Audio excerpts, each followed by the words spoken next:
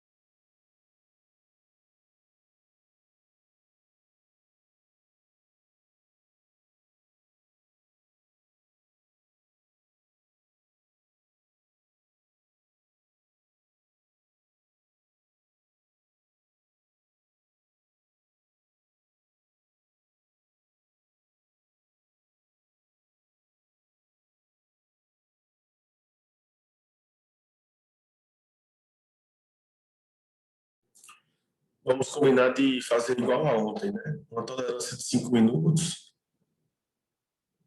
Leonardo e André Adolfo, que são os facilitadores de hoje, vão entrar em instância também.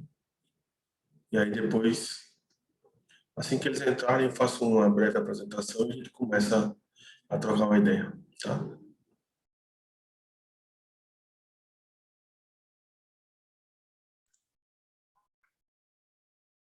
Hoje eu tinha umas 5 lives para participar.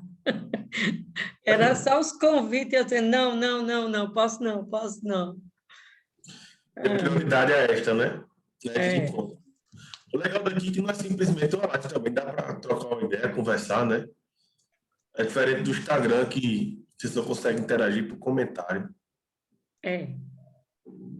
É a impressão que eu tenho.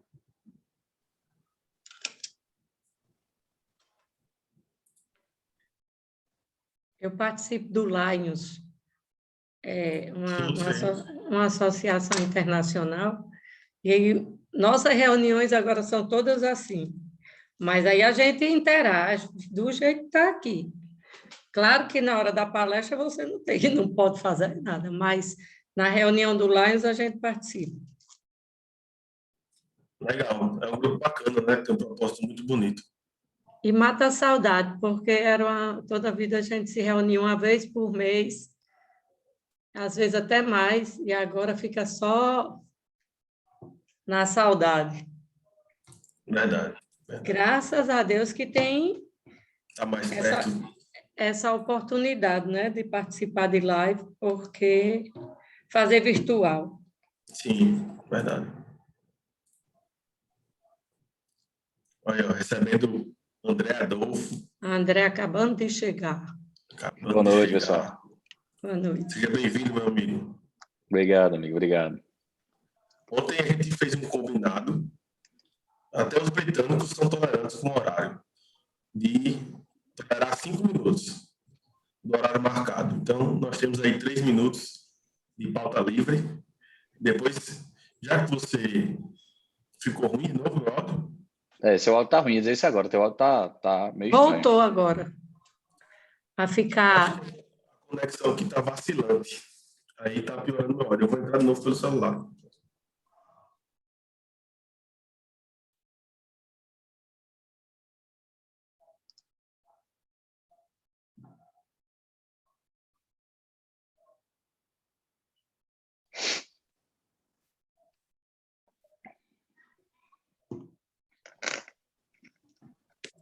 Melhor agora? Tá melhor. Agora você vai ter que desligar aí Pronto. o áudio do Sim, sim. reverberando. Desliga o do seu computador. É com eco. Ou então baixa não, você pode baixar o volume do seu celular e aí você fica ouvindo pelo computador. Aí não reverbera, não. Fala aí agora, alô, som. Alô, som. Oi, testando. O pior é que eu desconecto aqui o áudio do telefone, mas ele volta sozinho. Oxe. Acho que agora foi. Não, foi não.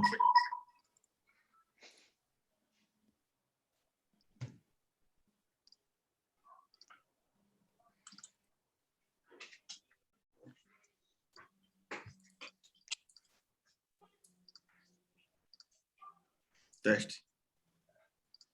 Parece que Vocês agora estão me foi. ouvindo? Agora tá show.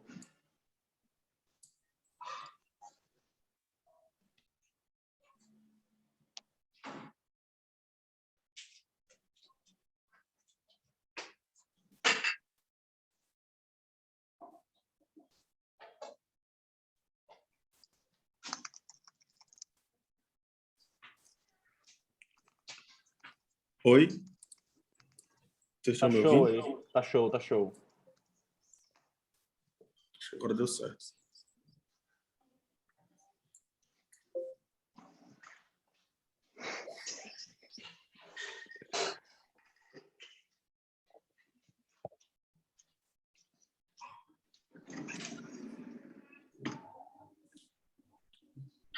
Boa noite, Nicásio. Boa noite, pessoal. Estão me ouvindo bem? Sim. Estou ouvindo bem. Legal. Cássio, Eu esse vou teu ter bicho só ainda tá com que- eco. Tá com eco, é. Vou trocar aqui.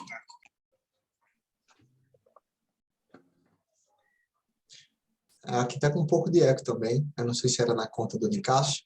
Agora, A culpa é minha. A culpa é minha. você tem créditos, Nicásio? É que a conexão, o microfone do notebook não tá bom. Pelo menos ontem também não tava. Não sei se agora melhorou. Mas estava metalizado. Ainda está.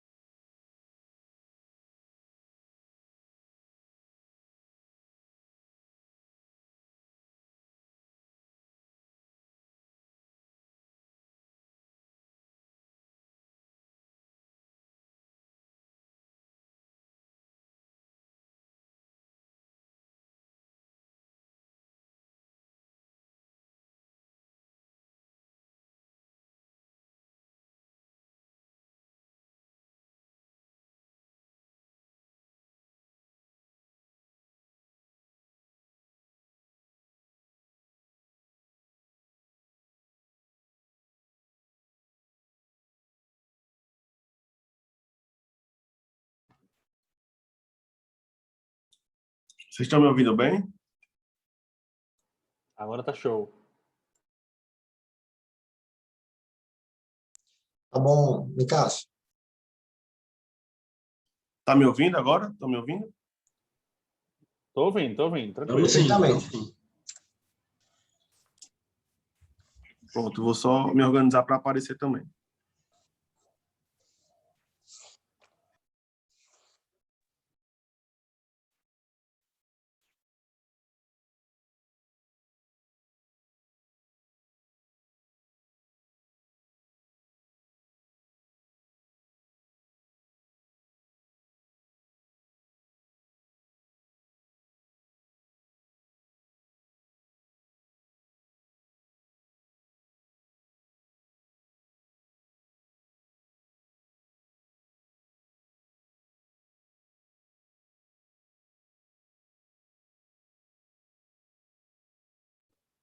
Pode ser que eu fique até mais bonito por aqui. Vamos lá. É justamente esse tempo que a gente queria para esperar que todo mundo chegasse, né? Então, isso tudo aqui foi um arranjo feito com muita técnica, aprendi no teatro, brincadeira.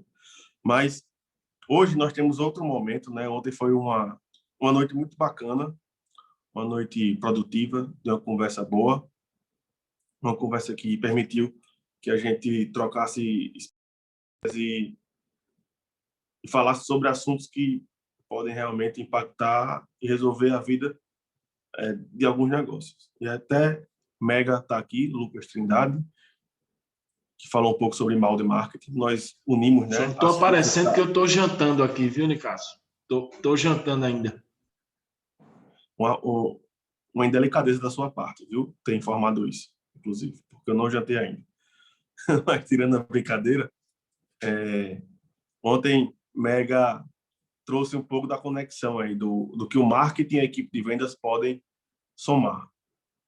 E hoje, eu acho que a gente tem uma outra grande oportunidade de falar sobre aspectos práticos que impactam na vida dos negócios.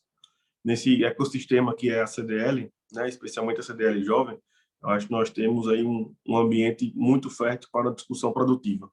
E hoje, nós temos 2 grandes facilitadores que são líderes nas áreas que atuam, no mercado que atuam, e por isso agregaram muito valor a essa iniciativa da CDL de promover esse evento.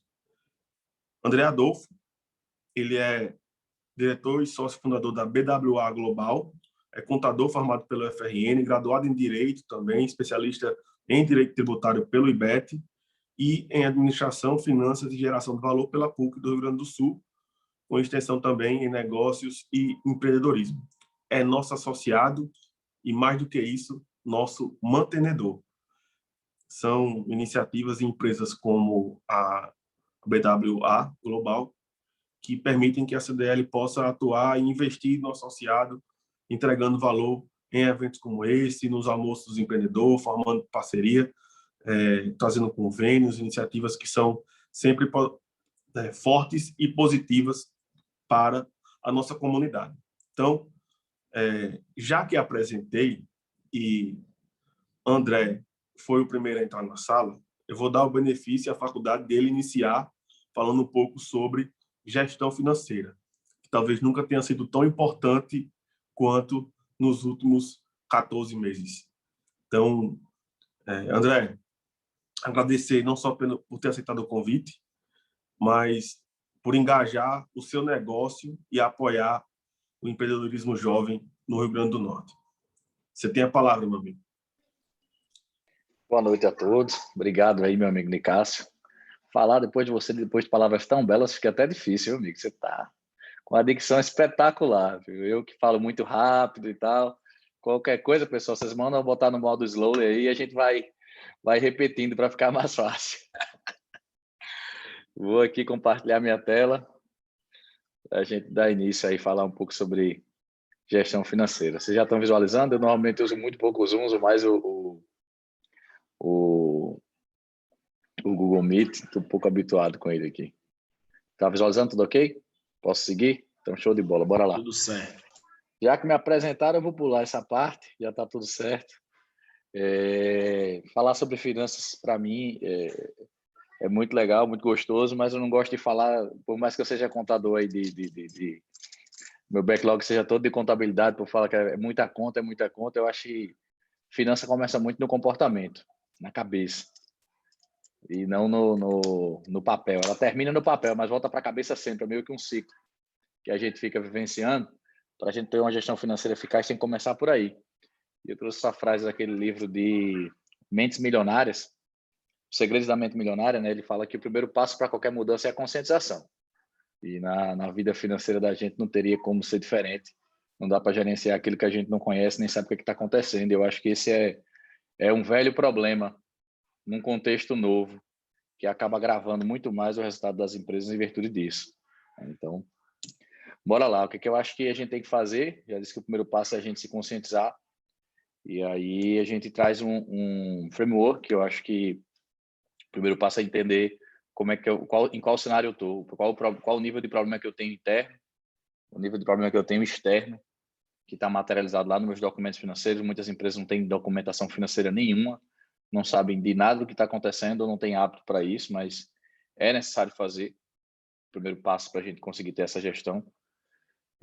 Depois de eu ter esse diagnóstico, de entender onde é que eu estou, imaginar, porque o brasileiro, eu digo que a gente é muito empreendedor, mas pouco investidor, no sentido de que a gente vai e acredita naquela ideia e vai até quebrar, sem ter uma estratégia de saída, sem ter um ponto de desistência ou de mudança. O cara vai persistindo. É por isso que muitas empresas têm um passivo bancário, tributário tão alto, porque não existe um plano. É diferente você conseguir controlar o endividamento ou se endividar quando você tem realmente uma perspectiva de resultado, de atingir sobre como você vê o projeto de algumas startups, né? Que elas realmente apresentam prejuízo por muito tempo, são efetivamente custeadas por capital de terceiros, seja do próprio sócio ou de terceiros efetivamente por bancos ou investidores anjos, por exemplo. Mas elas têm um plano em que em algum momento aquilo ali vai virar, né? Então, existem marcadores. Então, a gente precisa simular cenários otimistas, pessimistas, para entender qual é o orçamento que a gente tem, se a gente é nosso próprio investidor, ou que a gente vai precisar se a gente não tem o capital necessário para entender até quanto a gente vai. Depois disso, eu vou captar a linha mais adequada para aquilo que, de fato, eu preciso, né? Que é um dos pecados que a gente comete aí, é sair captando recursos de maneira inadequada para conseguir, pegando capital de giro para colocar imobilizado que vai gerar um recurso de volta para você, que vai voltar depois daqui a uns 10 anos. É meio clichê a gente dizer isso, todo mundo fala, né? Mas é o básico que todo mundo fala, mas ninguém faz.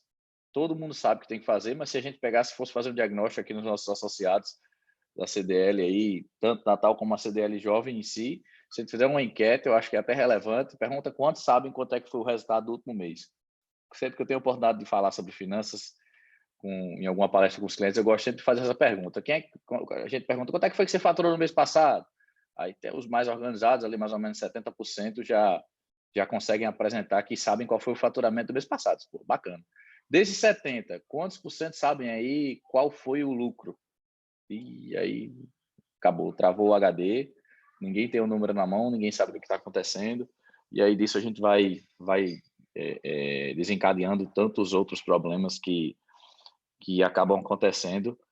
Então, por isso que é importante a gente realmente ter esses números, ter o monitoramento na mão e começar a seguir e comparar se o que eu executei está partindo para o que está sendo executado, para o que eu tinha planejado, para o que eu tinha simulado, para ver se eu preciso fazer alguma correção, porque a correção pode ser tanto para mais como para menos. Eu posso ter uma expectativa muito baixa e, de repente, o negócio bombar e eu não ter me programado. Por exemplo, na pandemia, muitos negócios hoje, por exemplo, não tinham um bom planejamento e não estão conseguindo atingir o pico de vendas que poderiam estar atingindo porque não se programaram financeiramente.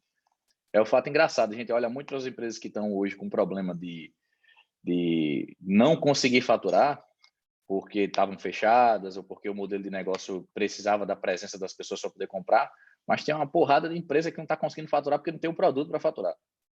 Porque não conseguiu entender ainda essa logística de mercado, de ter que fazer uma reposição rápida, uma reposição maior, de ter que comprar. Você vê que o cenário de hoje, ele exige a mesma ferramenta que a gente está passando aqui em relação ao passado. É sempre planejar, executar, ver se o cenário lá da frente está se projetando para o que eu tinha materializado ou não. E aí, dentro do meu próprio negócio, eu tenho que entender se eu vou continuar ou se eu vou parar na estratégia que eu adotei e até mesmo desistir daquele caminho para tentar ir para um outro. Tá? Então, eu sempre digo assim, vamos olhar para trás para entender o que estava acontecendo, né? E essa pergunta, acho que ela é peculiar. Como é que estava o meu negócio um ano atrás? O que é que fazia com que ele ficasse travado? E as pessoas colocam sempre a culpa num terceiro, né? O governo, as vendas, o cliente, o concorrente, a sonegação, alguma coisa. Mas o que é que fazia você continuar se ele estava travado? E qual era o ponto? Porque quem toma a decisão é você. Até que ponto você vai continuar naquele patamar? Será que... E agora? O que é que foi que mudou? Se a gente olhar para um ano atrás, meu negócio tinha problema. Muitas empresas que morreram, é claro que toda regra tem sua exceção, mas muitas delas que tiveram aí o seu falecimento junto com o Covid, elas já estavam em uma situação possivelmente ruim financeiro. O Covid veio simplesmente fechar o caixão, assim como tem outras empresas que estavam bem e tiveram realmente, enfrentaram a sua crise aí, como todas as outras. Mas muitas delas já tinham problemas. Será que não é o mesmo problema de antes, só que mais agravado em função da crise? Falta de controle, falta de monitoramento, falta de tudo isso. Então, olhar para trás é importante para a gente entender o diagnóstico que eu pontuei aí e qual o caminho que a gente vai precisar tá seguindo. E hoje? O que é que está faltando? É o mesmo de antes? Tem algo diferente? Existem novas perspectivas? Quantas empresas aí, porque eu também tive a oportunidade de acompanhar, por incrível que pareça, o fôlego de empresas que nem toda empresa que estava ruim ficou pior, não. Tem muita empresa que estava ruim e deu uma virada, deu uma subida na rampa que é uma coisa incrível.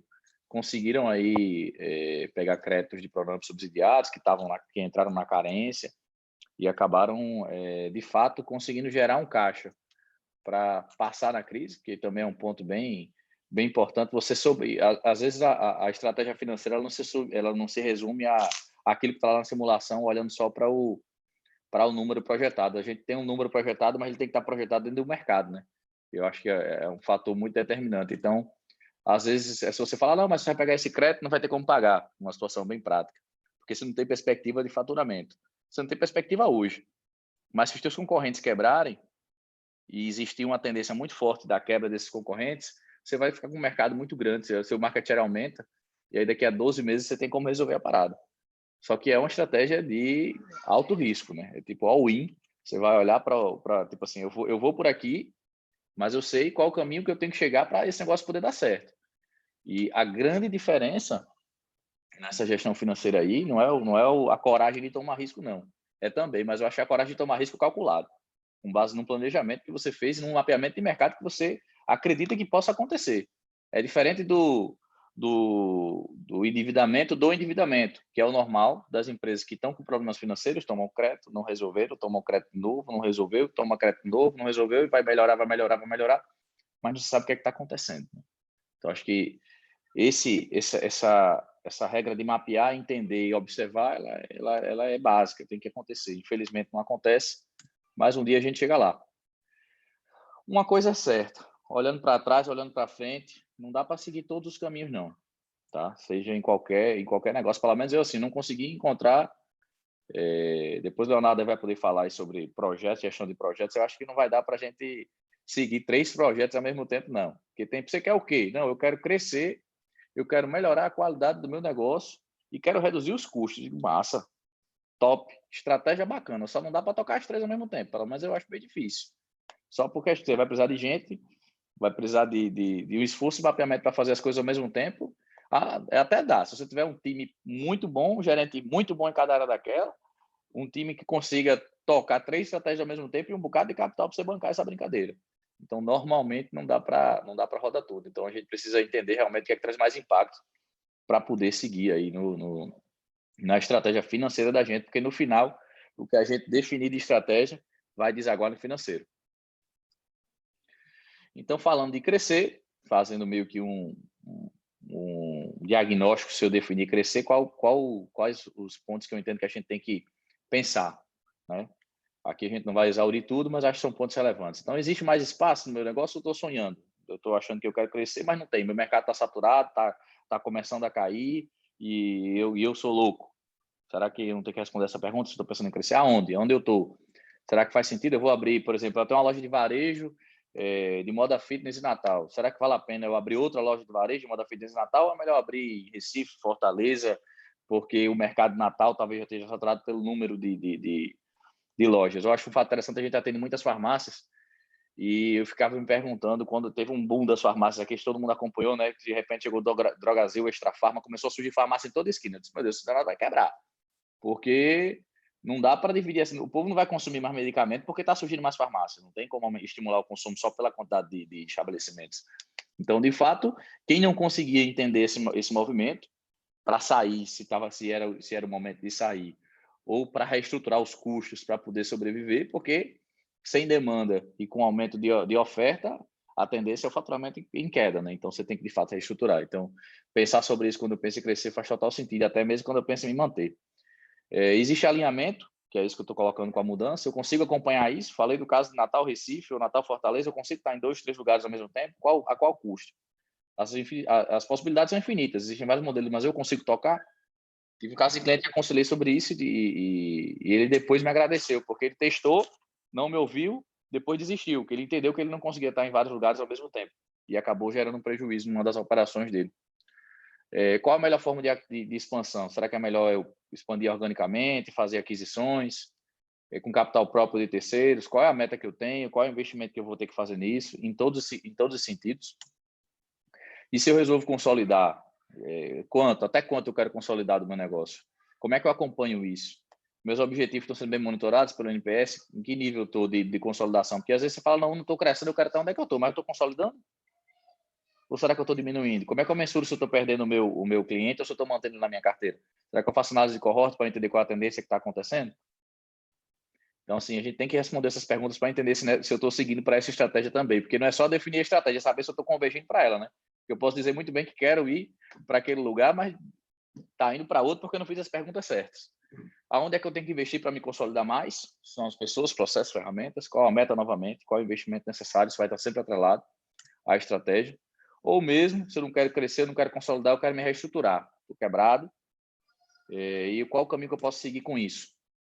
Então, novamente, eu vou precisar entender se o negócio que eu preciso seguir é o meu ou é um novo negócio que eu estou achando que o meu não tem mais sentido. O meu já era, ninguém vai mais comprar daquele jeito, vir me visitar na loja, não é um serviço mais hoje que é rentável. Por exemplo, o cara que vivia de locação de sinuca que botava a ficha. Acho que esse cara hoje tem o seu...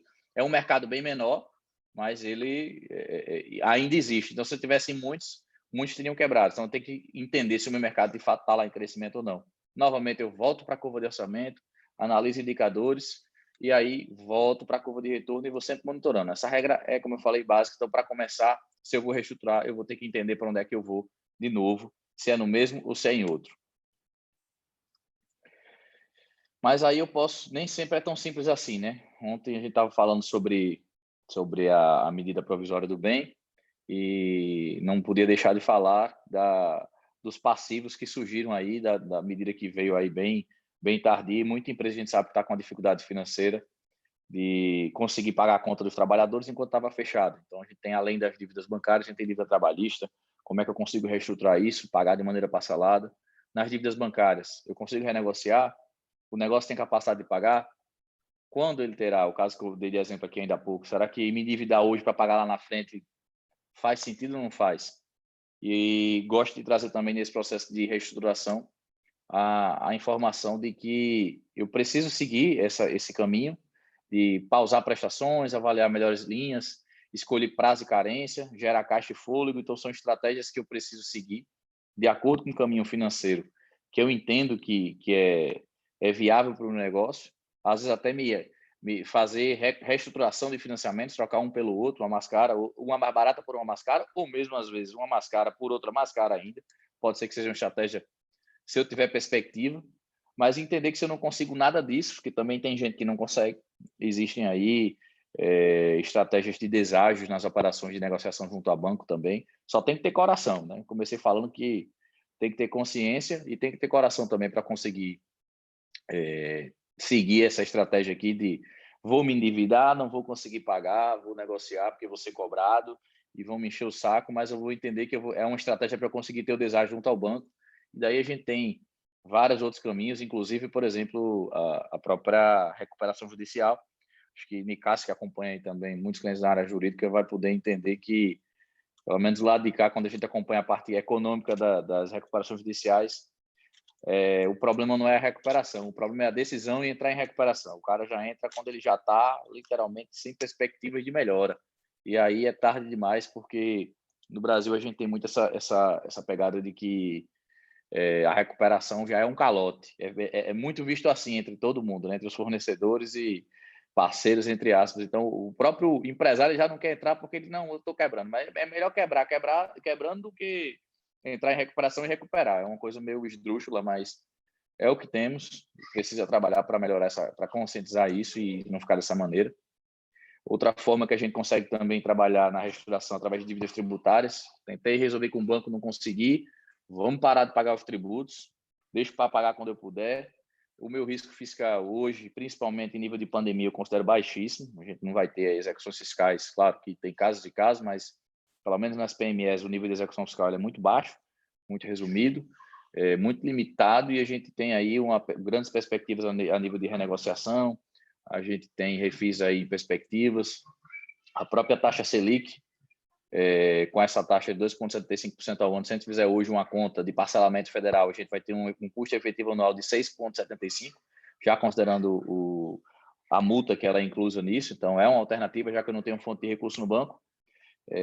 A gente tomar um capital como esse é bem relevante. Tem um vídeo legal do pessoal da V4 Company, eles falam muito disso. Acho que no começo deles, quando eles contam a história, eles diziam que não iam pegar dinheiro em banco, e se capitalizaram com recurso do governo, por meio de não pagamento de tributos, até conseguirem chegar no patamar de faturamento em que eles tinham capacidade de fazer aquelas amortizações e gerar todo o negócio. Então, também é uma estratégia financeira que eu entendo que é considerável, mas desde que seja muito bem controlada e monitorada. E também, por que não vender o meu negócio? Eu acho que é muito pouco, tá? É muito pouco considerado hoje, principalmente pelos PMEs, como estratégia financeira de gestão de negócio, vender. E eu digo como de gestão financeira, porque a gestão financeira, às vezes, o problema é você. Você precisa, às vezes, de um sócio que seja gestor para te ajudar, para fazer com que o teu negócio melhore. Talvez você precise de um sócio para que ele só aporte capital e você pare de ficar amortizando uma coisa que você não tem capacidade de amortizar em determinadas prestações. Existem alternativas hoje de crowdfunding, hoje pouco diluídas ainda para o mercado de PMS, mas que tem crescido. Acho que até, de caso a nível de conselho, a própria CDL poderia dar uma acelerada, trazer alguns parceiros aí para fazer esse movimento de crowdfunding. Poderia ser um canal alternativo de captação de recursos para melhorar isso, tá? E aí a gente está aqui para discutir quanto é que a empresa vale, como é que isso funciona, esclarecer. Acho que vale a pena trazer uma temática como essa depois, um momento mais oportuno, mas não deixa de ser uma estratégia financeira também de gestão. E aí, como estava falando lá atrás, o que a gente precisa é de indicadores de desempenho em toda e qualquer situação que a gente vá. Se eu vou falar de crescer, de consolidar, se eu falar de vender, eu vou sempre precisar de indicadores. E aí já vou caminhando para o final, tentando cumprir meu cronograma de tempo, né? Eu gosto sempre de trazer alguns exemplozinhos para a gente poder desmistificar determinadas confusões. Até, como tem muita coisa que é muito antiga, muito batida, mas acabam incorrendo no mesmo erro, que é o conflito de caixa e competência. Naquela pergunta que eu falo que a gente faz lá atrás de resultado de venda, o cliente confunde muito o que está no caixa dele com o resultado que de fato ele apurou. Então, por exemplo, se eu pego esse exemplo aqui, ano 2, entendo um exemplo 2, o cara vendeu 100 mil, entrou 100 mil no caixa dele, então pronto, ele está tranquilo, parece que ele está com 100 mil de lucro, só que na realidade ele tinha 70 mil reais que ele pagou, que ele tem que pagar o fornecedor. Então, na realidade, ele só tem 30 mil de lucro se ele fosse olhar o critério real de competência. E o pessoal confunde e gasta os 100, depois se endivida e não sabe o que está acontecendo. Então, acho que é importante que o empresário consiga avaliar bem. Mas eu gosto de tudo isso, assim, além dessa questão de caixa e competência, eu acho que tem uma coisa que ela é simples e funciona muito bem para ele poder entender como é que o negócio dele está. Não é o balanço, não é a DRE, não é a DFC, e mesmo como contador, não é que eu estou desprezando esses demonstrativos, não. É que eu sei da dificuldade e da informalidade também da maioria das empresas em ter esses números na mão, de não sonegar, de ter esse número tudo organizado, tudo bonitinho. Deveria acontecer, de fato não acontece, mas eu acho que o valor de liquidação da empresa, que é o que a gente chama também de conta de padaria, é um número que o empresário não pode perder de forma nenhuma, que aí a gente vai pegar literalmente a figura do balanço, tudo que eu tenho a receber e o que eu tenho dentro de casa, né? Menos o que eu tenho a pagar. Se isso aqui der positivo, tá? Eu ainda tô eleito, vamos dizer assim, eu consigo ir para frente, né? Mas se isso começar a ficar negativo, começar a zerar, e o legal, se o cara fizer a conta de padaria todos os meses, e ele conseguir acompanhar todos os meses aquela conta de padaria, se o número está melhorando ou está piorando, ele vai conseguir entender se o negócio dele está indo bem ou se está indo para baixo. Tá? Pelo menos por aí, a nível de tendência de pior ou de melhora de capacidade financeira, de capacidade econômica do negócio dele. Ele vai conseguir, não vai resolver tudo não, mas já dá um norte. Eu acho que se os empresários começassem por esse caminho, já ajudaria bastante. E aí a gente tem coisas mais sofisticadas, falei lá atrás sobre análise de tendências, sobre Cohoss para quem trabalha com vendas online, né? O pessoal da Colinatec deve ter comentado alguma coisa sobre isso aí ontem. Enfim, gestão, né? Trabalhar com números. E é isso. Acho que cumpri meu tempo. Essa palestra assim no Zoom fica sem interação, não escuto nem a zoada, fica todo mundo no silênciozinho, mas qualquer coisa eu estou aqui à disposição, gente. Fantástico, André Adolfo. Amigo, e a gente, às vezes, torna meio diabólico, né? Quando vai falar em financeiro, você quer se afastar, você até, tem aqueles até que se benzem, né? E você conseguiu trazer, assim, que eu acho, né? Você conseguiu transmitir muito bem uma ideia de que o financeiro pode ser simples, às vezes. Você tem o seu contador para elaborar a documentação mais complexa, aquilo que é mais burocrático, que é mais técnico também, mas uma simples conta de padeiro, como você brincou, né? Já lhe dá um cenário que lhe abre um horizonte, que lhe permite, por exemplo, buscar um parceiro que possa investir e somar enquanto sócio. Então, acho que essa pegada assim, já mostra que o financeiro é algo que você pode fazer de agora. Você pode cobrar do responsável por isso, ou pedir a quem lhe presta serviço nessa área: ei, acorda aqui, eu quero ler, quero saber o que é que minha empresa está, como é que ela está, qual a situação. Eu acho que esse cenário ajuda para traçar estratégia, ajuda para tomar decisão, então é fundamental, né? É o trabalho do contador que vai além dos números, né? Exato, mas não digo que é só do contador não, amigo, acho que é do próprio empresário. A gente precisa que o próprio empresário valorize esse tipo de informação na mão dele, independentemente da contabilidade. Ele tem que ter esse número financeiro na mão dele. Se ele começar a ter isso, é meio que aquele dever de... Tem algumas palestras, aquela história, sabe você fazer a sua cama quando você acordar? É a primeira tarefa do dia. Então, se o cara começar a fazer, pedir a conta de padeiro no final do mês, ele vai fazer com que a equipe dele comece a se preocupar em gerar aquele número direito, ele vai começar a se preocupar com aquela informação financeira, ele vai começar a querer gerenciar o negócio dele, a entender por que está daquele jeito. Uma coisa começa a puxar a outra, aquilo ali é só o início, entendeu? Por isso que tem que partir dele, porque não adianta o cara lá do financeiro dele fazer, ele não usar para nada, que onde o cara do financeiro também vai parar, e aí já era. Márcia, eu vou trazer para a conversa e eu acho que vai convergir. Você trouxe um pouco essa perspectiva da gestão financeira e agora eu acho que com a boa leitura do financeiro a gente consegue desenvolver bons projetos e ter uma rotina de inovação dentro do negócio. Você não pode inovar quando tem um buraco no cofre, né? Fica mais difícil, na verdade. E então, para essa conversa, tem aqui já na sala, né, o sócio consultor da Rede Consultoria desde 2011, gestor de projetos e consultor em diversos temas, professor do Centro Universitário Unifacex, no curso de graduação de Administração de Empresas, é mestre em Engenharia de Produção pela FRN, administrador de empresas pela Unifacex, tem MBA, Controladoria e Auditoria, Gestão Financeira também. Então, ele estava... A linguagem que você transmitiu aqui já também ambienta Léo para a conversa, e, além disso, é consultor sênior credenciado pelo Sebrae, viu Sebrae Tech, nas áreas de produção e qualidade e desenvolvimento tecnológico.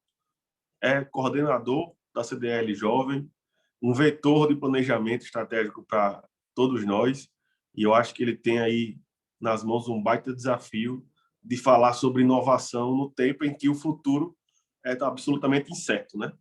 Mas, ainda assim, isso talvez seja justamente o motivo, a razão de ser das empresas se preocuparem com a inovação enquanto um método de existência.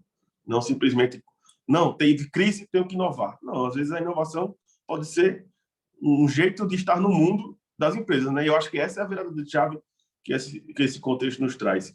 E aí, para a gente entender um pouco melhor sobre isso, eu vou passar a palavra para Leonardo Aguiar. Fala, Nicásio, boa noite a todos. André, parabéns aí pela explanação, cara. Parabéns, Nicásio, pelo evento e toda a comunidade aí da CDL Jovem, a comunidade que tem uma honra, costumo dizer que é muito bom, Nicásio, trabalhar juntamente com vocês, né? Pessoas que são extremamente inteligentes, dedicadas à causa. Acho que se a gente continua fazendo isso com a qualidade, com a pressão que sempre mantivemos, acho que o empreendedorismo potiguar, de uma forma geral, agradece, né? Eu estava pensando aqui, enquanto o André explanava, né, sobre essa questão toda da gestão financeira. Quantos clientes nossos, né, André? A gente olhar ali desde março do ano passado, que, poxa, se eles tivessem simplesmente ali uma projeção de fluxo de caixa, se eles conseguissem fazer aquela simulação que você falou ali no teu primeiro slide, talvez aquilo já tivesse mudado uma chave muito forte no negócio deles, né? Uma galera que simplesmente escolhe lá aquela, enfim, né? Coloca todos os funcionários no regime de trabalho parcial, prorroga, mantém toda uma infraestrutura de custo e fica torcendo ali por decretos que nunca acontecem ou acontecem em desfavor de uma atividade econômica. Então, obviamente que existem outras formas, né? A CDL tem se posicionado politicamente para criar um ambiente competitivo positivo para os negócios, mas, assim, é como você diz, André, acho que o negócio, o empresário, ele precisa fazer o dever de casa dele, né? E tá lá na ponta, enfim, cuidando, projetando, será que dá, será que não dá, qual que é a forma mais inteligente de captar, qual que é o momento mais inteligente de captar também, extremamente importante o teu discurso. E obrigado, Nicasso, pelas palavras, acho que eu não sou digno de metade do que você falou, mas a gente tenta aqui também contribuir para esse ecossistema potiguar. Assim como o André falou, eu também não costumo usar muito aqui, queria confirmar com vocês se vocês estão conseguindo ver minha tela aí. Legal? Positivo.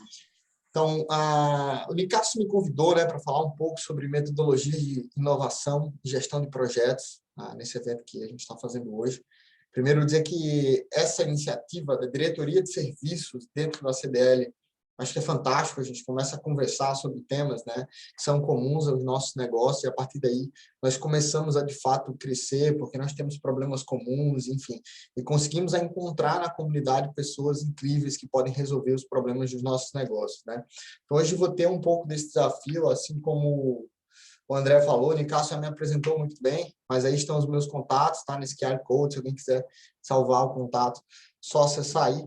Já vou avançar, falar um pouquinho sobre a rede. A gente costuma brincar aqui que nós somos obstinados em transformar a capacidade de gestão dos nossos clientes, tá? Então, a rede é uma consultoria de gestão especializada em gestão de processos, e esse é o nosso mote.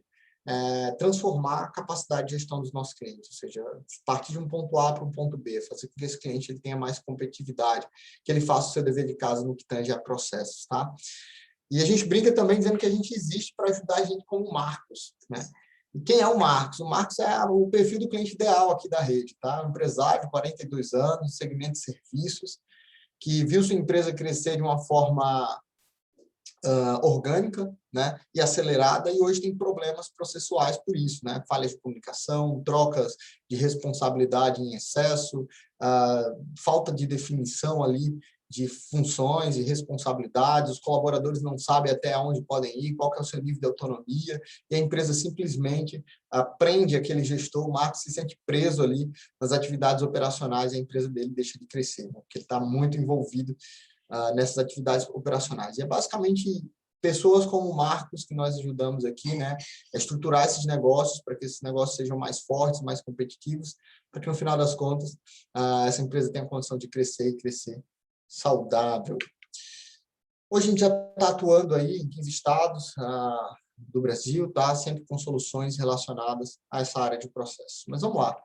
Vamos falar de metodologia de inovação, gestão de projetos. Gente, coloquei aqui 2 símbolos, né, para lembrar vocês de que, primeiro, acho que vamos tornar isso aqui um bate-papo, né? Fiquem à vontade, se sintam à vontade aqui. Eu coloquei proibida formalidade e o microfone aberto. Então, se vocês quiserem fazer algum tipo de contribuição, algum exemplo, alguma dúvida, não tem cerimônia, não. A gente liga o microfone aí e vamos conversando de empreendedor para empreendedor. Beleza? Vamos lá. Gente, um ponto de partida aqui, né?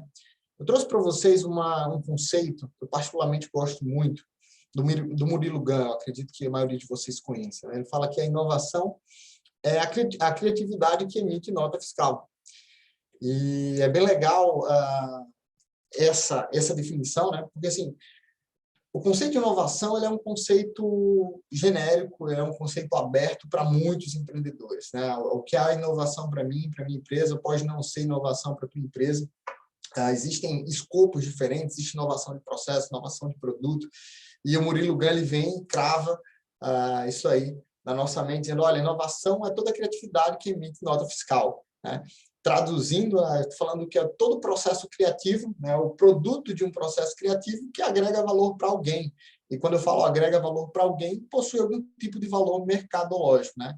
Se não existisse esse valor mercadológico no produto desse processo criativo, seria uma mera invenção, né, que não teria valor econômico nenhum. E aí, o legal da gente já destacar nesse início é de que essa inovação ela pode acontecer tanto do ponto de vista de produto, ou seja, a criatividade pode se materializar em um novo produto, em um novo serviço do teu negócio, como também pode acontecer, por exemplo, do ponto de vista de processo, né? Não que necessariamente vai emitir uma nota fiscal, naturalmente, que a gente está fazendo aqui uma analogia, mas eu agrego valor para um determinado negócio ao reduzir um custo operacional, por exemplo, né? Então, é disso que a gente vai falar hoje. Poxa, eu sei e reconheço de que a criatividade pode gerar melhores resultados para o meu negócio. Mas, enquanto gestor, qual que é o meu papel? Como que eu posso preparar a minha empresa para que ela seja uma empresa mais inovadora, né? Certamente que, a essa altura do campeonato, muitos de vocês já perceberam que essa inovação que há muito tempo vem sendo falada, né, no nosso meio, a sua empresa precisa inovar, quem não inovar vai morrer. E isso a gente viu de uma forma até dura no ano de 2020, e a gente vai bater um papo aqui sobre isso, né? Qual que é o cenário que a gente vive hoje, né, gente? Em 2020, a gente teve uma mudança muito forte no padrão de comportamento da sociedade, de uma forma geral. Eu acho que a principal mudança, né, nesse comportamento da sociedade, ela se inicia na área da saúde, né, ou seja, as pessoas muito preocupadas nessa área, e as mudanças no comportamento da sociedade, naturalmente, que afetam o consumo, né? As pessoas passam a se comportar de uma forma diferente, passam a frequentar o varejo de uma forma diferente, a consumir serviços também de uma forma distinta, e isso impacta diretamente os nossos negócios, positivamente ou negativamente, né? Então, a última pesquisa da Nielsen, por exemplo, apontou aí um aumento absurdo de todos esses insumos relacionados à saúde, né? Então, enfim, produtos, medicamentos de uma forma geral, cosméticos, até produtos de limpeza doméstica, houve um aumento, uma movimentação nesse tipo de mercado. Aquele mercado, aquele varejo de rua, por exemplo, já precisou se reinventar de uma forma muito rápida, né? Então, a gente teve um aumento do e-commerce, já falando um pouco também de tecnologia, o e-commerce aumentou de uma forma avassaladora, nosso presídio aqui o diga, né, Nicásio? Mateuzinho vem implementando aí plataforma de e-commerce praticamente todo dia lá na Método, e isso gera um empoderamento do consumidor muito forte, né? Porque o cara ali, ele passa a ter a facilidade, já existia, obviamente, tudo isso, mas nesse novo contexto é como se fosse a regra, né? Então a gente começa a ter uma mudança muito grande, empresas que estavam prontas, estavam preparadas ali para receber uma demanda física, acabaram se vendo toda a sua demanda migrando para o mundo digital, e aquelas que não estavam no mundo digital, simplesmente elas ficaram fora do radar, né? Então, alguém que opera ali, por exemplo, no segmento de bar e restaurantes, essa pessoa que não tivesse uma operação de delivery, né, apesar de ser básico, ou tivesse uma operação de delivery sem estruturação, o que é isso? Tem um telefone lá que, se o cliente tiver a iniciativa de ligar para fazer um pedido, eu recebo. Tá, mas não tem um canal direto, não existe um link no Instagram dessa empresa, a empresa opera com um canal patrocinado, por exemplo, como o Lucas bem falou ontem, né? Tipo, existe essa cultura do digital, a informação da tua empresa está chegando lá na ponta, muitas empresas não estavam prontas com isso, né? Aqui a gente aumentou, Nicasso, também de uma forma substancial.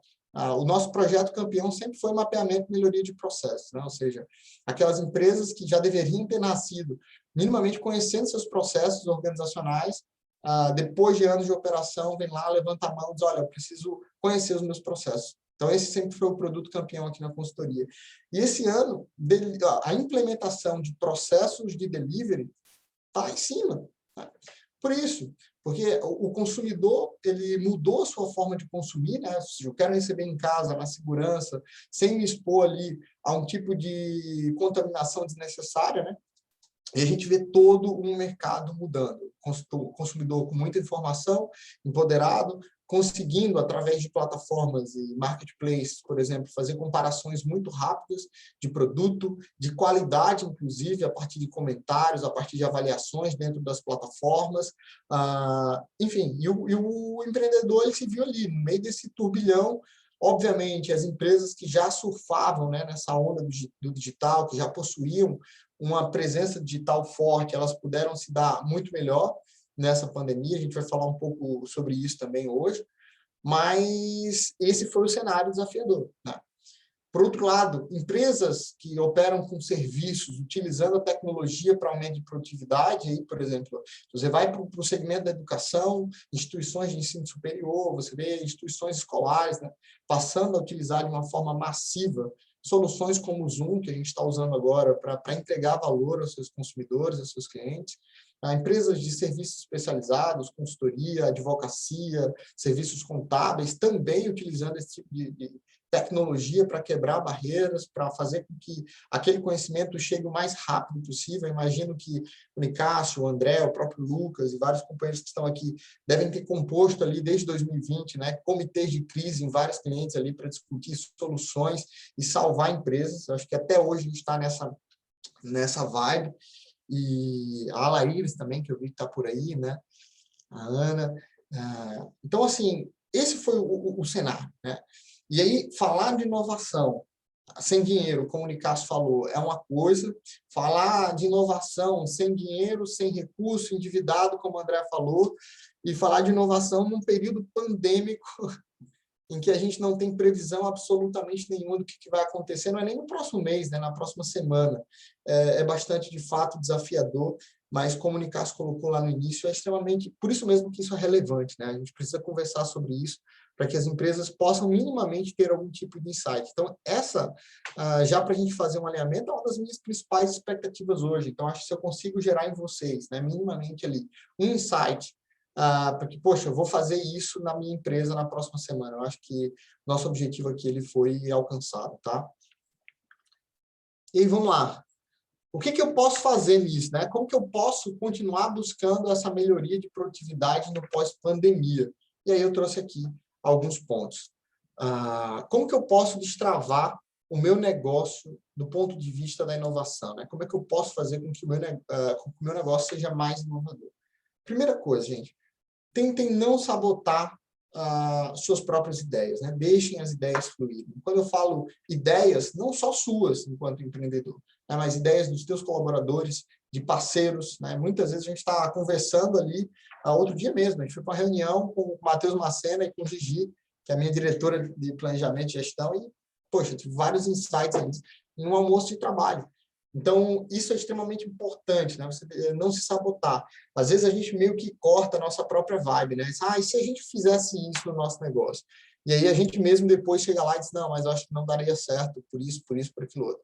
Então, a primeira coisa, não se sabota. Deixa essas ideias fluírem. Segundo, registra tudo, né? Não sei vocês, mas eu, particularmente, eu tenho uma facilidade enorme de ter boas ideias e se eu não anotar na hora, a coisa se vai.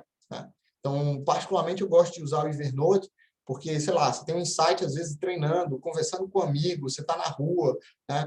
E aí, se você... Mas não necessariamente, né? Se você usa um aplicativo, por exemplo, eu consigo classificar as ideias, colocar algumas tags, e quando eu preciso de uma informação, eu vou lá e consigo acessar aquela informação de uma forma muito rápida, né? Mas não necessariamente você precisa de um aplicativo para fazer isso, mas registra tudo. Caso você não registre, existe uma probabilidade muito grande de você falhar nesse processo. O terceiro grande ponto, faça diferente. Né? Muitas vezes a gente tem o nosso processo criativo meio que bloqueado simplesmente pelo dia a dia, pela operação. Né? Chega na empresa, começa a ter problemas, você vai resolvendo. Quando você pensa que não, um dia terminou ali. Né? Então, faça diferente algum dia. Né? Ou seja, vá trabalhar em um lugar diferente. Um dia, conversando com outro associado aqui também da CDL Jovem, Thiago Eugênio, e um querido. Ele disse, Léo, ele tem um baita escritório, tem dia que ele vai trabalhar no shopping, por exemplo. Por quê? Ver pessoas diferentes, um cenário diferente, às vezes uma coisa que ele vê ali, uma cena que ele vê na janela do carro, num local diferente, aquilo destrava, gera uma ideia, encontra com uma pessoa diferente, e isso acaba destravando esse processo criativo, né? Exercício físico, muitas vezes, ajuda muito. Então, fazer um exercício está travado, eu particularmente fiz isso, né? Não consigo ter uma solução criativa para um determinado problema. Para o que está fazendo, cara. Vai correr, pega uma bicicleta, vai pedalar, né? E aí, naturalmente, você vai ver que, de repente, durante a caminhada, você pode ter um insight, mudar, né, a regra desse jogo. Acontece também. Troque ideias, converse com pessoas que pensam diferente, pessoas que possuem outro tipo de informação. Então, são várias ideias e dicas aqui para que você consiga destravar, né, no caso, esse processo de inovação dentro do seu negócio. Saiba onde você quer chegar, tenha foco, né? O André falou ali e bateu exatamente com isso que eu estou colocando, né? Se tu tem lá 4, 5 caminhos, você pode ter 5 caminhos e 5 oportunidades maravilhosas na tua frente. Mas se a tua empresa ela não tem braço para executar, né, acaba que essas inovações que realmente poderiam render bons frutos para o teu negócio podem se tornar, na verdade, armadilhas, né? Tipo, quem faz tudo não faz nada, né? Se você está dividindo a tua atenção, se você está dividindo o teu foco em muitas iniciativas, né, muito provavelmente você não vai conseguir entregar as 5, 6, 7 iniciativas da melhor forma possível. Então, assim, saiba onde você quer chegar, né? Isso é importante porque no momento que uma ideia, por exemplo, surgir dentro do teu negócio, você tenha a capacidade crítica de parar, olhar para aquela ideia e saber se de fato ela vai poder te levar para um outro patamar, se ela vai conseguir te ajudar, ou se minimamente aquela ideia ali ela vai ser mais um empecilho, tipo assim, é mais uma coisa para você fazer e no final das contas você não tem nenhum tipo de resultado. E por fim, o erro faz parte da inovação, né? Ou seja, não existe inovação sem cultura que permita erro. Tá? Então, se você, no primeiro erro do teu colaborador, você bate, né? Você reclama, você trava ele, você dá um feedback negativo na frente dos demais, você está simplesmente travando o processo de inovação dentro do teu negócio. Então, é extremamente necessário permitir, né, que essa inovação ela aconteça pelo incentivo à testagem, né? O Lucas falou ontem sobre o processo de teste AB, que eu acho que é da estratégia de marketing a melhor coisa que existe. Cara, eu não sei se essa campanha vai funcionar. Testa, coloca no ar e analisa a estatística. Então, a inovação ela vai seguir o mesmo caminho, né? Às vezes a gente vai se deparar com um negócio que é novo e que eu não sei se aquilo vai dar certo. Testa, né? Permita com que o teu time esteja testando, tá? Então, acho que com isso aí a gente já começa a destravar essa inovação nos nossos negócios. Mas olha o fato aí, ó. Inovação e tecnologia para PMEs na retomada da economia. Reportagem da Exame. É preciso fomentar a inovação dentro dos pequenos negócios, não apenas no sentido de digitalizar processos, criar novas interfaces ou aplicativos. Ou seja, a inovação, às vezes, é você mudar da água para o vinho, né? O André também colocou nisso na palestra dele. Poxa, será que vale a pena eu continuar nesse meu negócio, nesse meu segmento, do jeito que eu estou fazendo? Ontem, por exemplo, eu atendi um empreendedor lá em Brasília, o cara permissionário, né, da Brasília, lá na Feira das Torres, não sei se vocês conhecem, conhecida feira turística lá em Brasília, e que sempre teve o seu negócio alimentado pela essa concessão. Ele tinha um tráfego normal de pessoas que passavam o tempo todo na feira, e na pandemia esses turistas simplesmente desapareceram. O cara não tinha nada no digital. Ele, eu vou vender na internet, tá? Mas o que ele vendia? Ele vendia souvenir com a temática de Brasília. Então, o cara que está lá na internet, ele em casa, aqui no Rio Grande do Norte, ele vai comprar uma souvenir com tema de Brasília para receber aqui, não faz muito sentido. Então, peraí, eu tenho que parar, eu tenho que mudar o meu modelo de negócio de uma forma geral, né? E aí, um insight muito simples, né? O cara, ele tinha uma habilidade muito forte de desenhar, fazer excelentes desenhos no CorelDRAW, no Photoshop e tal. Fulano, por que você não usa, por exemplo, essa tua habilidade para comunicar, criar produtos que tenham uma forte conexão, por exemplo, com algum tipo de crença, né? Produtos religiosos, por exemplo, que tem algum tipo de relação com um posicionamento político. Por que não? A gente vai ter próximo ano que vai enfervecer aqui, né? O país. Você pode utilizar escolher uma bandeira ali e construir frases que se conectem com as pessoas, assim você vai ter demanda. Ou seja, mudar o modelo de negócio de uma forma geral. Inovar é uma boa saída para pequenos negócios diante de crise. Na economia moderna, a vantagem competitiva está naquelas empresas que conseguem ser mais ágeis, não exatamente as melhores. A gente viu isso de uma forma muito clara no ano passado. Né? Tipo, as gigantes de mercado, muitas vezes, demorando ali para reagir, enquanto que as pequenas conseguiram, as que mudaram mais cedo, conseguiram surfar uma onda de crescimento muito forte. Então, ó, Sebrae, negócios que inovaram na pandemia tiveram perdas menores. Negócios que inovaram na pandemia tiveram perdas menores. Então, é um fato de que a inovação ela é necessária, sobretudo no momento que a gente está vivendo. Tá? Então, estou montando aqui um cenário, primeiro para justificar, né, essa necessidade de inovação e falar por que a gente precisa inovar, para lá no final a gente matar com o que a gente pode fazer na prática, o que eu posso fazer e já planejar amanhã no meu negócio. Trouxe aqui um case de sucesso, né, de uma empresa que trabalhava com cosméticos e cresceu 842% no ano de 2020. André, se a gente tivesse combinado, não tinha dado certo, tá?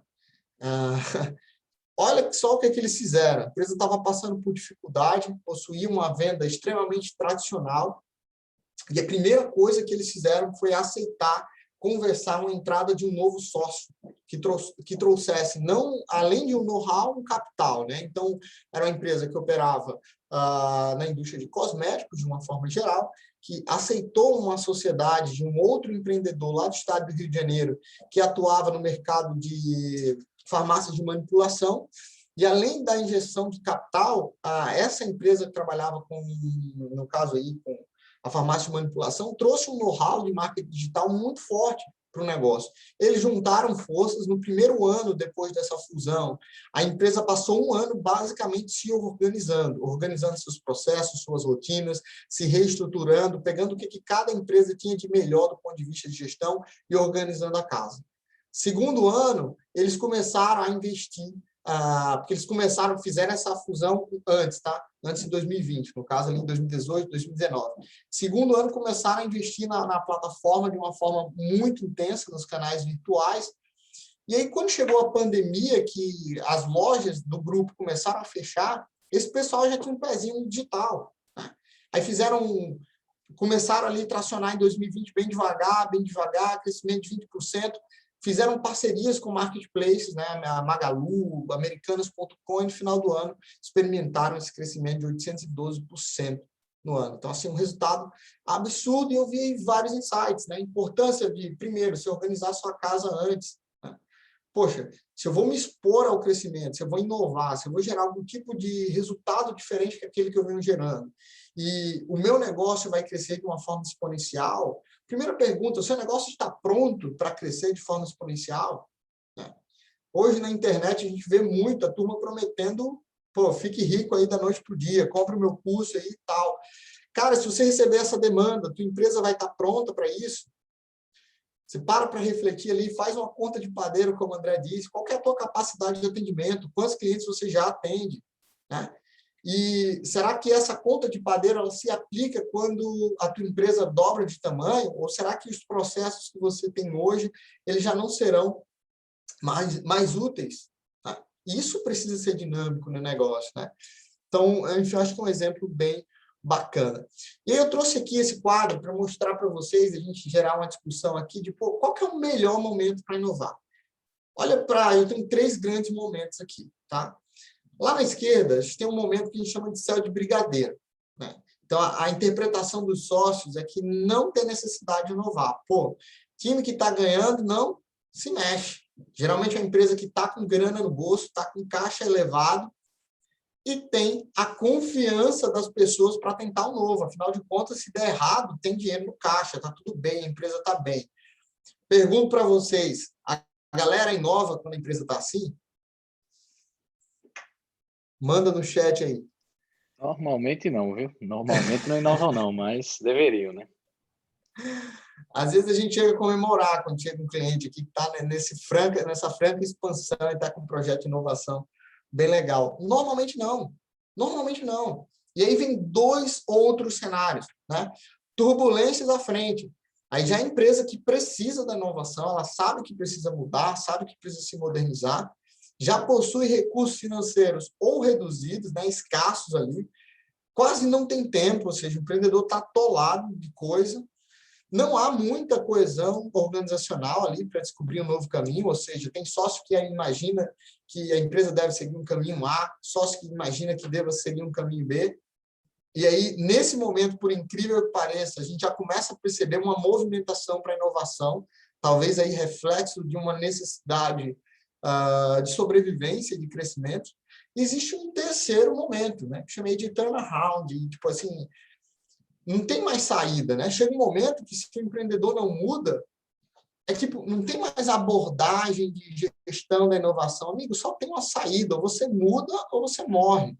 Ou você muda ou você está fora do jogo, né? Então, a gente tem aí, no mínimo, esses três momentos. Faz sentido para vocês isso aí, galera? Como que vocês estão? Qual que é o melhor momento para inovar desses três aí? A gente tem que inovar sempre, porque não está crescendo, está morrendo lentamente, no mínimo. É isso que eu ia dizer, inovação aí não pode parar, não. De todo jeito aí tem que ou adaptar para continuar crescendo, né? Ou inovar para tapar o buraco. Show de bola. A galera está dizendo testar, que né? Faz parte do experimento. Tem que testar para ver se você faz novas experiências para ver se vai dar um bom resultado, né? A galera está dizendo que é difícil aí, né? No primeiro. Galera, o melhor momento é agora. Bora, meu amigo. Começa aí a trabalhar, porque assim, hoje a tua empresa pode estar lá no céu de brigadeiro, que eu falei há pouco. Mas a pergunta é, até quando, né, ela vai seguir? No momento que você está pensando que time que está ganhando não se mexe, o teu concorrente está reunido com o time, né? Burlando ali, montando estratégias de como assumir a liderança no teu mercado. Então, assim, a hora de inovar é agora, é sempre, como vocês estão falando aí. Rodrigo, bem-vindo, Rodrigo. Bom ter você aqui. E como que você gerencia os projetos de inovação no teu negócio? Galera, acho que esse aqui é o grande mote, assim, sabe? Se eu pudesse fazer um recorte dessa minha fala na noite de hoje, eu queria focar nisso, né? Como que você tem gerenciado os projetos de inovação do seu negócio? Como que a gente vê na maioria dos casos, né? A turma simplesmente percebendo a inovação como iniciativas. Beleza, eu acho que assim, falar que todo mundo precisa inovar, isso é fato, né? Acho que é até repetitivo falar, se todo mundo é ponto batido. Aí o que eu faço com essa informação é uma coisa totalmente diferente, tá? Existem pessoas que inovam de uma forma desestruturada? Sim, acontece, né? Mas assim, a grande questão é que a gente precisa parar de perceber a inovação como ações isoladas, né? Como elementos isolados, como casos fortuitos, até poderia dizer, né? Como um acidente de percurso que aconteceu, eu vim ali, tive uma ideia e comecei a rodar no meu negócio. A gente precisa, de fato, passar a transformar, né, essas iniciativas de inovação, como eu coloquei aqui já no ponto 3, reconhecer as inovações como um projeto formal do meu negócio. Não é uma iniciativa isolada, não é um negócio que eu tenho na hora que eu quiser e se der certo tudo bem. Não, não é isso. Existe aí um framework que você pode aplicar para começar a colher resultados, né, melhores no seu negócio. Primeira coisa, cria um ambiente favorável à inovação. Então, um ambiente favorável à inovação é um ambiente que aceita ideias dos colaboradores, né? É um ambiente de gestão com portas abertas. O colaborador, a qualquer momento, entra lá e fala o que é que ele pensa, te dá um feedback sobre a tua forma de gerir pessoas, a tua forma de gerir marketing, a tua forma de vender, a tua forma de executar o teu serviço. Isso é a primeira coisa. Sem um ambiente favorável, você simplesmente está matando a inovação pelo pé. Você está cortando a raiz e jogando fora. Então, essa é a primeira coisa. As pessoas elas precisam se sentir à vontade para ter um ambiente favorável à inovação. E, além desse ambiente, né, digamos assim, construído propositalmente para possibilitar essa inovação, eu gosto muito de criar rituais de gestão, né? Tanto para acompanhamento de resultado, que a gente vai falar mais à frente, como também de acesso abundante com conhecimento em áreas distintas. Ou seja, você precisa fazer com que os teus colaboradores passem a ter acesso à informação de qualidade e abundante de várias áreas que muitas vezes nem é uma área de formação dele. Para que, ao ter contato com aquele tipo de conhecimento, as pessoas elas vão ter reações diferentes, porque cada uma tem uma história de vida, cada uma tem um conjunto de experiências. E a empresa que não age dessa forma, ela simplesmente desperdiça tudo isso, né? Então, poxa, planeja momentos formais, nem que seja uma vez a cada 15 dias, por exemplo, e expõe os teus colaboradores a rituais de abundante conhecimento, né? A gente vai rodar aqui uma iniciativa que eu acho bacana de fazer, é utilizar o método Kumbuka, né? Próximo mês a gente vai estar trabalhando com o livro do Falcone aqui, toda sexta-feira, sei lá, 4 horas da tarde. Olha, a gente vai discutir aqui, eu vou sortear na sexta-feira quem vai apresentar o capítulo. Todo mundo lê na semana, método Kumbuka, tá lá. Essa semana o sorteado aqui foi o Lucas. Pô, o Lucas não estudou para fazer a apresentação. Galera, essa semana não vai rolar a nossa reunião de crescimento, porque o Lucas não fez o dever de casa dele. E aí você começa a gerar um senso de pertencimento. Você pega um cara que é do marketing, coloca ele para estudar um negócio de processo, daqui a pouco ele faz uma conexão que ninguém mais faria, porque só ele tem aquele repertório do marketing.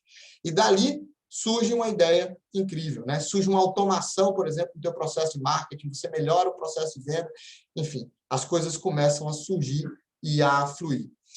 Segunda coisa, defina e comunique medidas de priorização de ideias, né? A partir do momento que você cria um ambiente favorável à inovação, a galera começa a se sentir mais confiante e quer participar do processo, né? Então, a galera vai chegar para gerar ideias.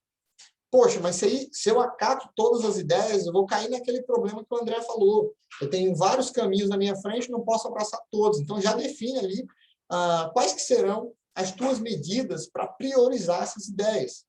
Poxa, eu vou aqui priorizar aquelas iniciativas que tiverem alinhamento com o nosso propósito do negócio.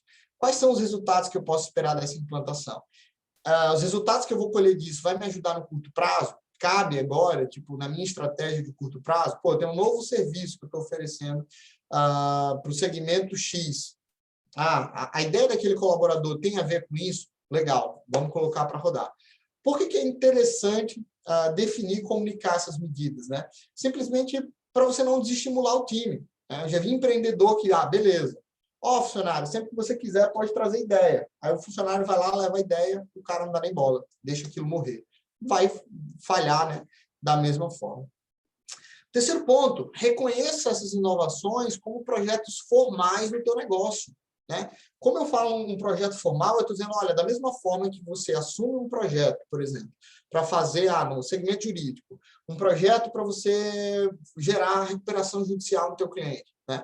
E você tem a obrigação, inclusive legal, contratual, de prestar aquele serviço para o teu cliente, faz a mesma coisa num projeto de inovação. E quando eu falo ter um projeto formal, defina qual que é o escopo, quais são as etapas daquele projeto, quais são os prazos que estão envolvidos, quem que é o dono. Se não tiver um dono, esquece, a coisa vai morrer. Tá? Quem que é o responsável? E se necessário, se você achar que é necessário, um monte de times, um monte de squads ali, né? Equipes multidisciplinares com profissionais de várias áreas para que você consiga chegar naquele resultado, né? E aí, mais uma vez, se tiver muitas iniciativas, se seu time é pequeno, não vai rolar. Então, prioriza e foca, que vai dar certo. Comunique e defina métricas de avaliação. Então, poxa, beleza, por um lado, é super verdadeiro que a gente precisa estimular com que as pessoas errem, mas eu não posso continuar no erro por muito tempo, tá? Existe uma pegada, né, uma filosofia, enfim, que eu li no livro do fundador da XP, o Guilherme Benchimol, né? O livro da biografia dele chama Na Raça. Se vocês não leram, super recomendo. Muito, muito, muito bom, incrível. E, em dado momento, a Maria Filgueiras, né, que é a autora do livro, ela vem falando sobre essa filosofia de trabalho. Ela fala que o Guilherme, né, o fundador da XP, sempre trabalhou com um stop muito curto, numa linguagem do mercado financeiro. O que é isso, né? Quando você entra posicionado no mercado financeiro, você compra ali um ativo, você pode definir numa plataforma qual que é o seu nível de exposição ao risco. Até que ponto você aceita perder para buscar um determinado resultado? E era exatamente isso que o Guilherme fazia, fazendo aí uma analogia nos projetos de inovação da XP. Hoje, a XP tem acho que mais de 60 startups dentro da XP, só trabalhando inovação dentro do seu negócio. Mas ele fala sempre, com stop curto. Isso significa dizer, ó, amigo, tá aqui, você tem tudo que você precisa para inovar. Mas eu vou avaliar o teu resultado por esse indicador A, B, C e D. E se der errado, eu não vou esperar muito para cancelar essa iniciativa, porque eu não vou ficar insistindo no erro. A gente mata aquilo lá e segue no que faz sentido. Tá? Então, isso é muito legal. Use sempre do teste. Agora, não precisa ficar insistindo no erro. Né? Eu vou fazer uma ponte lá com o que o Lucas falou ontem. Está fazendo teste AB no marketing. Tu tem uma peça que não está performando. Vai continuar derramando dinheiro lá no tráfego? Não faz sentido nenhum. Né? Da mesma forma na inovação. O cara lá teve uma super ideia, teve uma baita ideia e testa rápido. Não deu, cancela e muda para o próximo.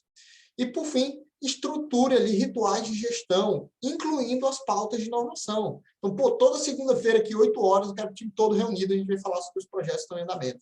E aí, está lá na pauta a inovação. E, Cássio, você que é o head do projeto tal, e aí, como é que está esse projeto? Né? Faz esse acompanhamento, faz esse follow-up, até para também pular fora, se for o caso, ou até mesmo aumentar a performance daquele projeto, né? Incluir, aportar mais recursos, colocar mais gente, colocar coisa, de fato, para rodar, né? Isso aí, querendo ou não, envolve os colaboradores, né? Cria um sentimento de cultura, pô, eu tenho que fazer isso porque eu vou apresentar, vou mostrar para a galera lá.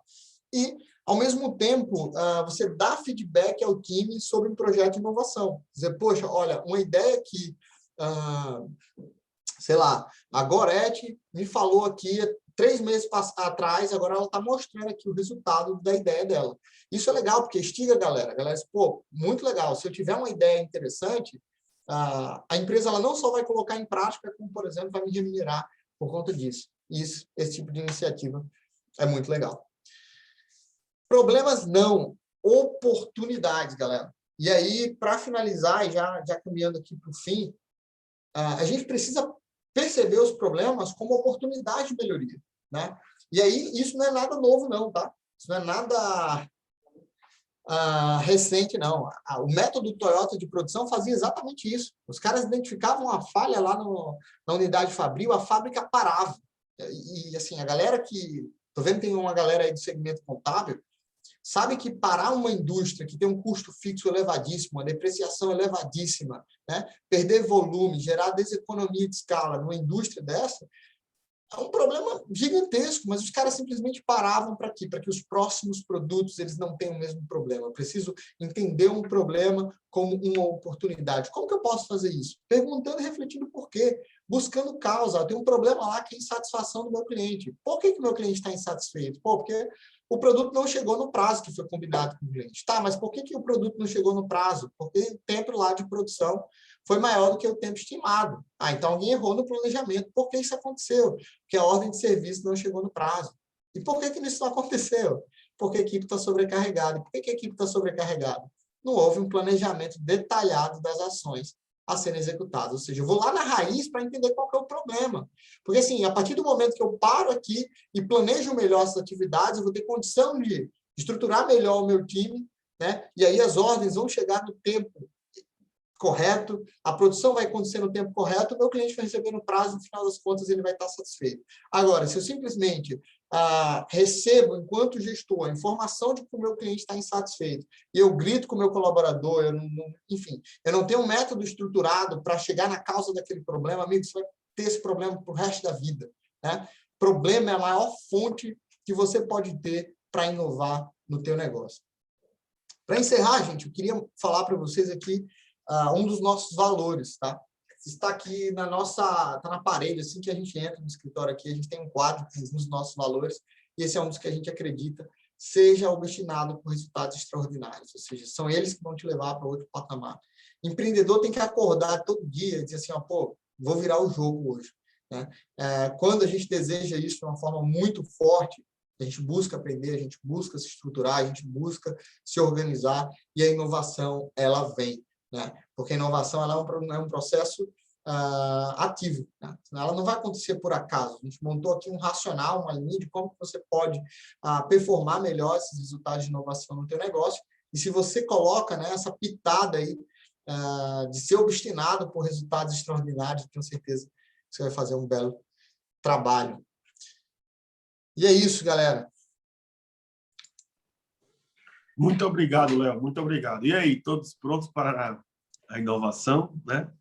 Eu acho que eu peço, inclusive, aproveitando aí a apresentação e que ambos trouxeram o material, que depois me encaminhem, Sim, se for o caso, né? Logicamente, se não tiver nenhum problema. sem problema. E Mandando agora. eu disparo por e-mail para os associados, porque eu acho que ali tem um horizonte para ser observado. O conteúdo ali vai lembrar da nossa conversa daqui. Então, todo mundo estava inscrito no evento, receberia e usaria como gatilho mesmo para lembrar dessa conversa, que foi muito produtiva.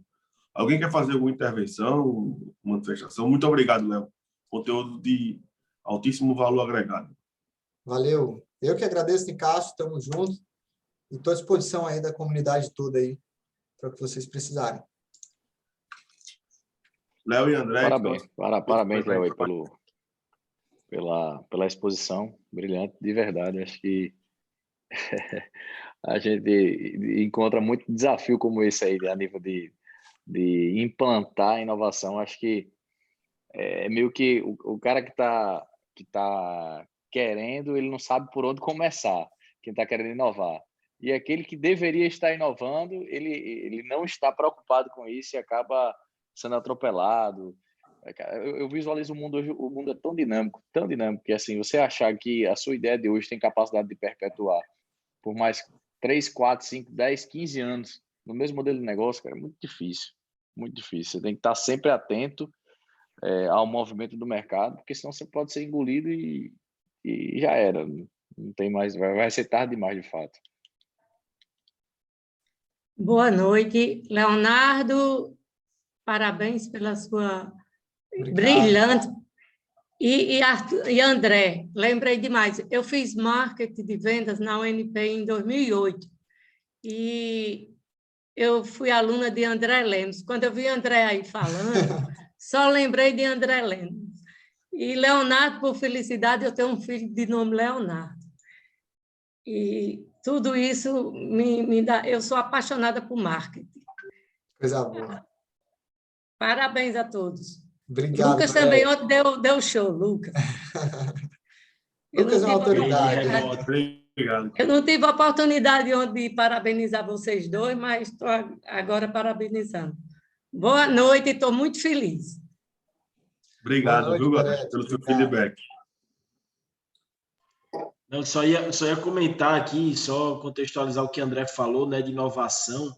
Isso é um ponto importante que ele falou, né, dessa perpetuação do negócio, da gente acreditar que uma ideia que a gente tem é brilhante. E eu tiro muito assim, eu estava vendo essas notícias, enfim, do meu mercado, né, o case assim, de uma grande empresa, né, mas o Facebook tem uma projeção de perder uma grande receita por conta do novo iOS, né, que o iPhone implementou, né, que vai solicitar para você autorizar, e com isso eles tiveram uma grande queda já do número de pessoas para rastrear o tráfego dele no site. E o que é que eles vão fazer? Eles vão tentar quebrar, né, para fazer a venda tudo direto pela rede social. Então, assim, eles estão inovando para que os dados permaneçam sempre com eles e a venda se torne tudo num único canal, né? Então, assim, é um baque, como falo, né? Eu acho que as inovações, elas surgem principalmente no momento mais confuso, né? Que aí ou você inova ou você perde muito. Então, assim, eu acho que até um ponto que a gente tem que se policiar é principalmente ter uma inovação constante. Estando no melhor cenário, é se policiar para, né, como muitas empresas a gente vê, que tem um setor, né, assim, aquelas gigantes, né, um setor como quebrar a minha própria empresa, né, pensando em inovação, pensando como a gente vê o caso da Ambev, que já criou o Zé Delivery, né, para atender de ponta a ponta o consumidor. Então, acho que é essa metodologia que a gente sempre tem que implementar, né? No cenário que está bom, acho que é justamente o momento que a gente tem que mais forçar para continuar inovando. E a gente, às vezes, né, tiro até por mim mesmo, às vezes a gente acaba entrando numa zona de conforto, né, de que está tudo bem, está fluindo bem, e depois você é passado para trás, às vezes, e tem que retomar tudo, né? Então, assim, acho que essa é uma lição importante para a gente tirar. E foi ótimo, Leonardo. Gostei demais ali, principalmente dos 3 exemplos ali do cenário. Bateu assim, em vários momentos, pude perceber eu ali alocado em algum daqueles cenários, né? Todos nós, Lucas, em algum momento a gente já passou.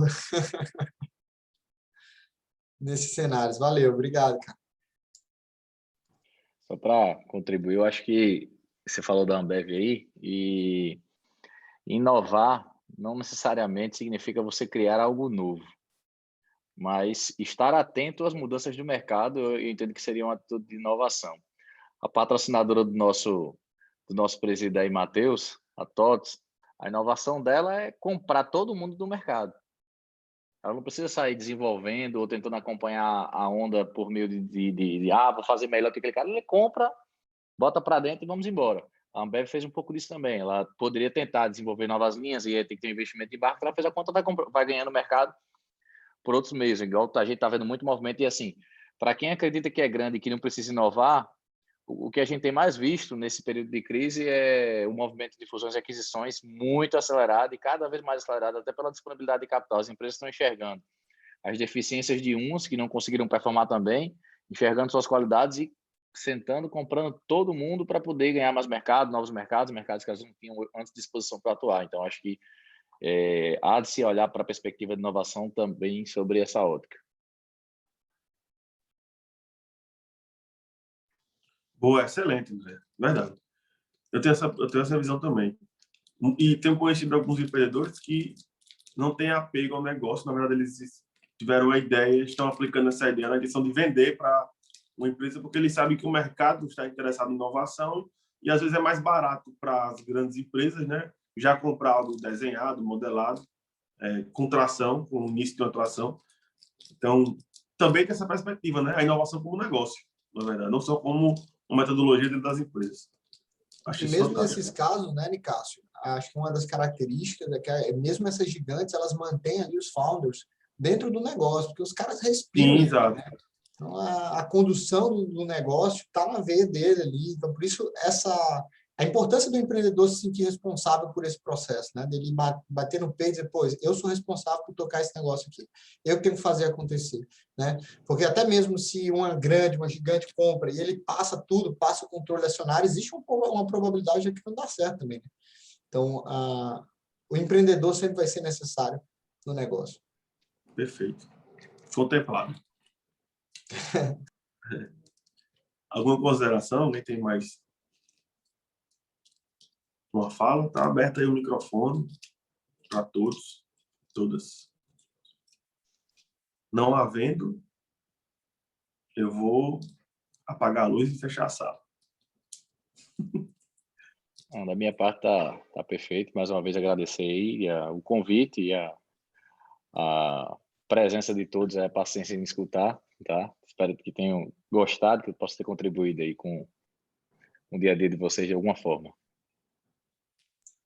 Idem, tá? Só agradecer, Nicásio, pela oportunidade. Sempre é bom, né, estar contribuindo aí com a comunidade, uma comunidade muito forte, e estou à disposição aí para o que vocês precisarem. Então, em nome da diretoria da CDL Jovem Natal, agradecer aos palestrantes, reconhecer aqui a importância de André enquanto mantenedor da entidade, por sua empresa, né, a BWA Global, e dizer que mais eventos como esse serão realizados. A gente quer fazer disso uma constância. E para isso, e para ter esses momentos de troca mesmo, de a gente, cada um trazer, né, a sua bagagem para cá, eu quero que vocês fiquem muito à vontade para me enviar sugestões de nomes, de temas. Eu vou fazer isso, abordar individualmente os associados para que eles se coloquem à disposição e queiram ter um momento como esse para trocar ideia, trazer a sua experiência, agregar valor, porque eu acho que a pandemia tem dificultado as coisas e a gente pode aprender que momentos como esse são mais poderosos do que a gente imagina. Então, vamos sempre manter esses espaços. Eu tenho um desafio comigo mesmo de fazer disso uma rotina mesmo, dentro da diretoria de serviços, e conciliar a diretoria de serviços como uma forma de conexão também entre os prestadores de serviço, com os varejistas, com os industriais. Então, assim, fazer conexão mesmo. Então, quem tiver algo a falar, manda mensagem, diz um tema, que a gente vai criar o espaço para isso, tá? Uma boa noite a todos, fiquem bem, se cuidem e a gente se encontra, tá? Forte abraço. Boa noite a todos, pessoal. Foi ótimo aí. Parabéns. Um abraço.